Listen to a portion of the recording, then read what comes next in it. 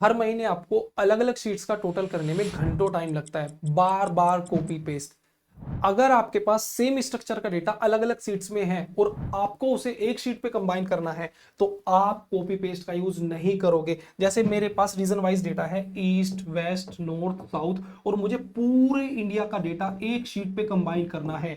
आपके पास day wise हो, month wise हो, और आपको उसे एक शीट पे कंबाइन करना हो, तो आप कॉपी पेस्ट का यूज नहीं करोगे। बस एक बटन दबाओगे और सारा डेटा कंबाइन हो जाएगा। कैसे, आइए सिखाता हूं। सो प्लीज वीडियो अगर आपको अच्छा लगे तो लाइक और शेयर जरूर कीजिएगा, अच्छा ना लगे तो आपसे डिसलाइक भी कर सकते हैं। सो शुरू करते हैं। मैं गुरमीत, टीएलएस कंप्यूटर में आपका स्वागत करता हूं।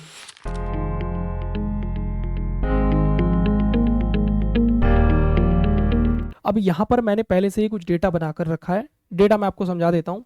यहाँ पर हमारे प्रोडक्ट नेम दिए गए हैं, mouse, monitor, mouse pad, pen drive, headphone. और यहाँ पर हमारे सारे सेलर्स के नेम है, जितने भी हमारे सेलर्स हैं सबके नाम यहाँ पर दिए गए हैं। अब किस सेलर ने कौन सा प्रोडक्ट कितना सेल किया है वो यहाँ पर मेंशन किया गया, आप देख सकते हैं। जैसे अमित ने 18 कीबोर्ड सेल किए हैं, माउस कितने किए हैं 18, मॉनिटर कितने किए हैं 27। यहाँ पर सबका डेटा दिया गया है। और लास्ट में टोटल कीबोर्ड कितने सेल हुए हैं, माउस कितने सेल हुए हैं, वो सब कुछ यहाँ पे दिया गया है। अब ये डेटा मेरे पास डे 1 का डेटा है, डे 2 का डेटा ये रहा, डे 3 का डेटा मेरे पास ये रहा। अब ऐसे ये डेटा आपके पास पूरे मंथ का भी हो सकता है, मतलब पूरे 30 डेज का, या फिर मंथ वाइज भी आपके पास हो सकता है। जैसे जनवरी, फरवरी, मार्च, ऐसे पूरे साल का डेटा आपके पास हो सकता है, या ईयर वाइज भी आपके पास हो सकता है। और एंड में आपको उसका किसी एक सीट पे टोटल निकालना हो, जैसे यहाँ पर मेरे पास डे 3 का डेटा है, मतलब डे 3 तक का डेटा है, और मुझे किसी एक सीट पे इनका टोटल निकालना है। ऐसे ही पूरे मंथ का डेटा आपके पास हो, आपको पूरे मंथ का टोटल निकालना हो, तो जब भी आपके सामने ऐसा केस आए कि आपके पास मल्टीपल सीट्स हैं और मल्टीपल सीट्स का जो डेटा है उनका टोटल आपको किसी एक सीट पर निकालना है, तो आप कंसोलिडेट का यूज़ करेंगे। अब इस काम को करने के लिए हमारे पास बहुत सारे ऑप्शन हैं, हम अलग अलग तरीके से एक्सेल में ये काम कर सकते हैं। जैसे यहाँ पे एक तरीका मैं आपको बता रहा हूँ।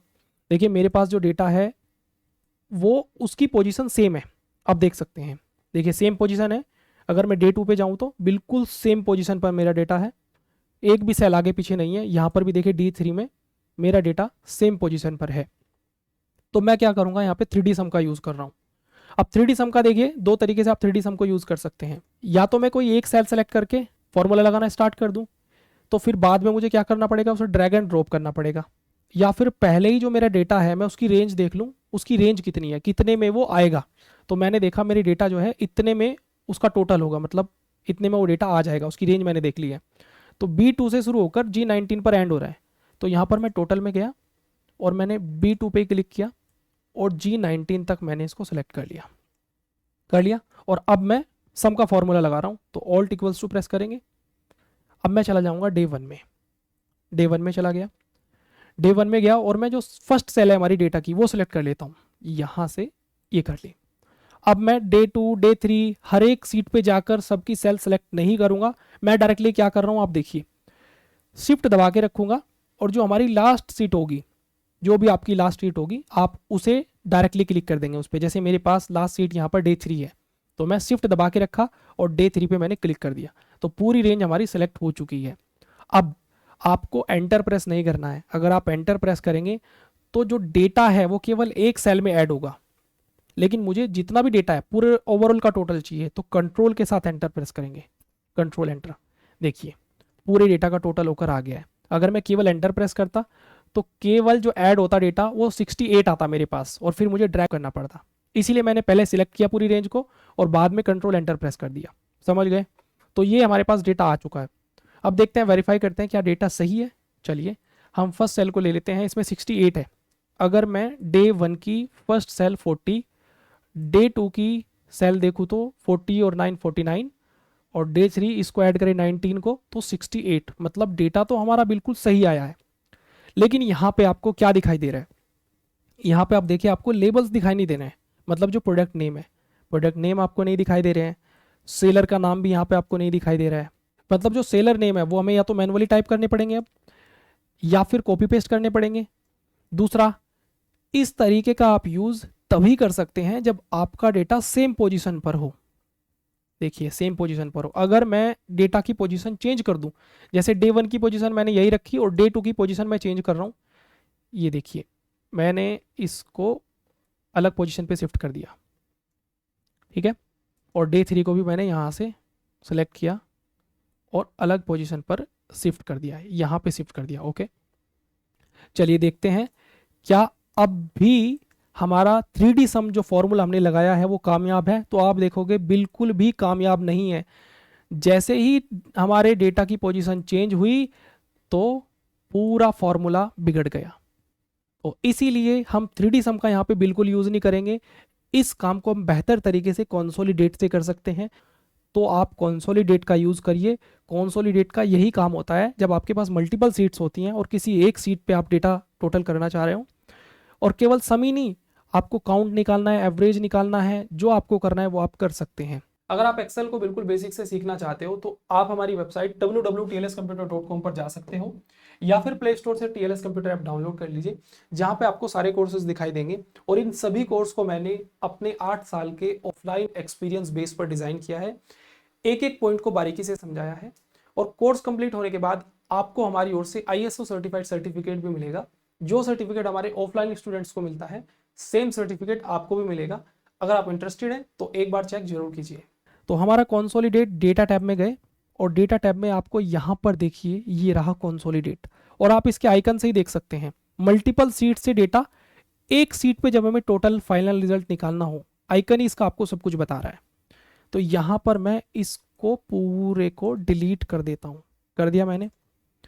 कंसोलिडेट पे आ गए भैया। अब आप कहीं पे भी क्लिक कर लोगे, यहाँ पे पोजीशन का कोई चक्कर नहीं है, कहीं पे भी क्लिक कर लो। मैंने यहाँ पे क्लिक कर लिया, कंसोलिडेट पे गए। अगर आपके पास यहाँ पर पहले से ही रेफरेंस है तो आप उसको सेलेक्ट करके डिलीट कर सकते हैं। तो मेरे पास यहाँ पे कोई भी रेफरेंस नहीं है, क्लियर है बिल्कुल। अब यहाँ से आप फंक्शन चूज करेंगे, आपको क्या करना है, सम करना है, काउंट करना है, एवरेज करना है, मिनिमम मैक्सिमम प्रोडक्ट करना है, जो आपको निकालना है। जो भी आपको निकालना है वो यहाँ से आप चूज कर सकते हैं। मुझे सम करना है, मैंने सम ले लिया। ओके, अब यहाँ पे क्लिक करेंगे, हमें रेंज देनी होगी। क्लिक किया, रेफरेंस देंगे, सबसे पहले डे 1 में आ गए और डेटा सेलेक्ट करेंगे, हमारा पूरा डेटा हम सेलेक्ट करेंगे। ये देखिए मैंने पूरा डेटा सेलेक्ट कर लिया। डाउन करूंगा, इसको ऐड करेंगे, ऐड करना है, ऐड किया। डे 2 में आए और जो हमारा डेटा है हमने फिर से पूरे डेटा को सिलेक्ट कर लिया। पोजीशन का कोई चक्कर नहीं है, कहीं पे भी पोजीशन पे हो कोई प्रॉब्लम नहीं है, इसको भी ऐड कर लेंगे। डे 3 में आ गए और यहाँ पे जो हमारा डेटा है हमने इसको भी सिलेक्ट कर लिया, पूरे डेटा को सिलेक्ट कर लिया। तो इस तरीके से आपके पास जितनी सीट पे भी डेटा है आप उसको सिलेक्ट कर लेंगे, ऐड कर लेंगे। ओके, अब यहाँ पर हमें आपको लेबल्स भी चाहिए। अगर देखिए लेबल्स आपको नहीं चाहिए, लेबल्स मतलब जो हमारे फील्ड है, प्रोडक्ट नेम है, तो प्रोडक्ट नेम अगर आपको चाहिए टॉप रो, प्रोडक्ट नेम आपके कहाँ पर है, टॉप रो में है प्रोडक्ट नेम। तो यहाँ से आपको लेबल्स भी चाहिए टॉप रो में, मतलब हमारे प्रोडक्ट नेम आ जाएंगे। अब आपको सेलर के नाम भी चाहिए, क्योंकि सेलर के जो नेम है हमारे वो लेफ्ट कॉलम में है। तो टॉप रो और लेफ्ट कॉलम में जो हमारे लेबल्स हैं वो सारे लेबल्स हमारे सामने आ जाएंगे। मैंने दोनों को यहाँ से टिक कर लिया है। अगर आप इनको टिक नहीं करेंगे तो लेबल्स नहीं आएंगे, ना तो प्रोडक्ट नेम आएंगे और ना ही आपके सेलर का नाम आएगा। इतना करने के बाद हमें ओके कर देना है। और देखिए आप, हमारे पास टोटल आ चुका है। ये देखिए सेलर नेम भी आ रहे हैं भाई, और यहाँ पर हमारे प्रोडक्ट के नाम भी आ रहे हैं। वो जो दोनों ऑप्शन मैंने बताए हैं वो जरूरी हैं आपको टिक करने। अगर आपने टिक नहीं किए हैं तो जो टॉप रो में आपका डेटा है वो नहीं आएगा, और जो आपका लेफ्ट कॉलम में है वो भी नहीं आएगा। समझ गए? चलिए, लेकिन यहाँ पर ये तो सीख लिया, लेकिन क्या अगर हमारा डेटा चेंज हो जाए, जैसे यहाँ पर 40 था, सोर्स डेटा में अगर कुछ चेंज कर दें हम लोग तो क्या वहाँ पर अपडेट होगा? जैसे यहाँ पर 40 है और मैं इसको क्या कर देता हूँ, 50 कर देता हूँ, 50 कर दिया, तो सोर्स डेटा में चेंज होने पर क्या यहाँ पर चेंज होगा? आप देखोगे बिल्कुल नहीं, कुछ भी चेंज नहीं हुआ है।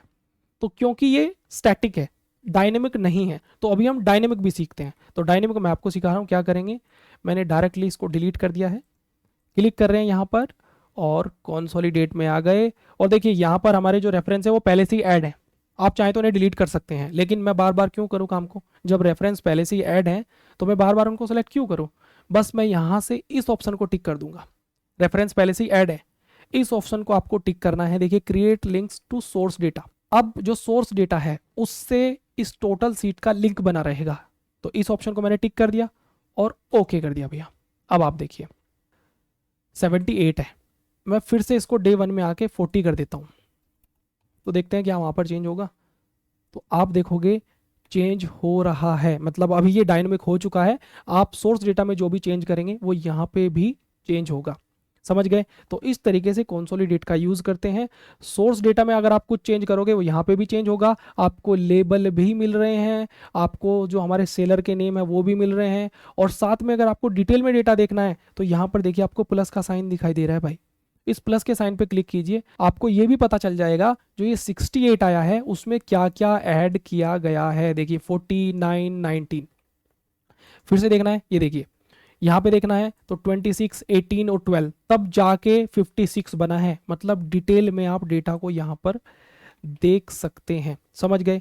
तो जब भी आपके पास ऐसा डेटा हो जिसमें मल्टीपल सीट्स में आपको डेटा दिया गया हो और आपको किसी एक सीट पे टोटल निकालना हो तो आप कंसोलिडेट का यूज़ करिए।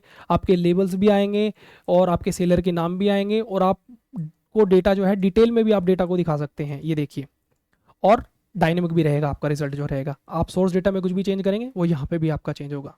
और अगर आप एडवांस और डायनेमिक फिल्टर सीखना चाहते हो तो यहाँ पे क्लिक करके आप देख सकते हो, इसमें मैंने सारे फिल्टर्स को कवर किया है। ये वीडियो कैसा लगा या फिर नेक्स्ट वीडियो आप किस टॉपिक पर चाहते हो कमेंट करके जरूर बताएं। मिलते हैं नेक्स्ट वीडियो में। बहुत बहुत नमस्कार, अपना ख्याल रखिए, अपनों का ख्याल रखिए।